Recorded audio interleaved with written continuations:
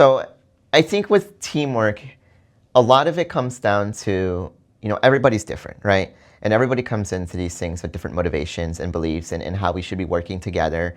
And some people, you might come together with a project and many people have different ideas of how we should solve the project, but only one idea is going to win out at the end of the day. And so then people might be upset over that and whatnot. But whatever it is you've come together to do, you still have to do it, right? So if it's a course project, you have a grade that depends on it. If you're working at a job, your job depends on it. Or if it's a startup in your own company, the health of your company depends on it.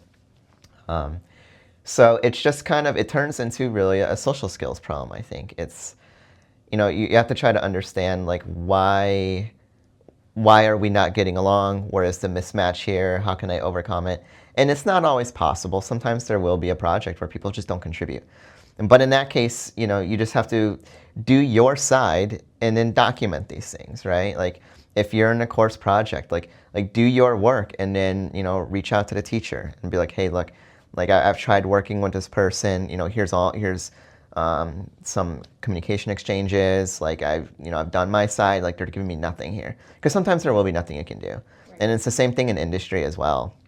Document your side and then at least that way you're not accountable for what happens, I guess, in the very least, cover your butt. Yeah, but ideally, I've been fortunate enough, I think, to never have had anything that significant.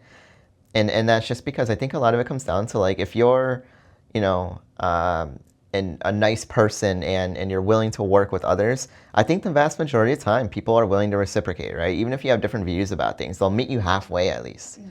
So. Yeah. So communication is a big key. Absolutely, and communication. How you communicate. Super important, yeah.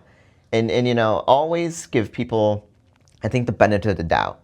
So that is one thing I think that happens a lot, especially with junior students in both undergraduate and industry and everything else, is people have a tendency to assume the worst. So if somebody doesn't do something or they have different thoughts about a project, we tend to jump to conclusions and be like, oh, why didn't you do this here? But sometimes it's given benefit of doubt.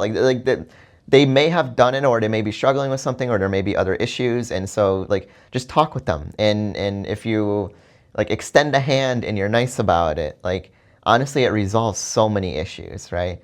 So even as a professor, and I have many students, I don't make demands of my students. You attract more, what is the thing with honey and vinegar? Yeah. And you attract more bees with honey? Exactly, yeah. Right? It's totally the case. People are going to be more willing to work with you and go along with you if you're hey, great job, can you please help me out with doing this? Rather than not just go up to somebody, I'm you need to do this right now, right?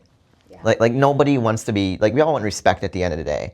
Mm-hmm. And we don't want to just be treated as just in a demeaning, do this now, or, yeah. Yeah. Perfect. Thank you. Yeah, of course.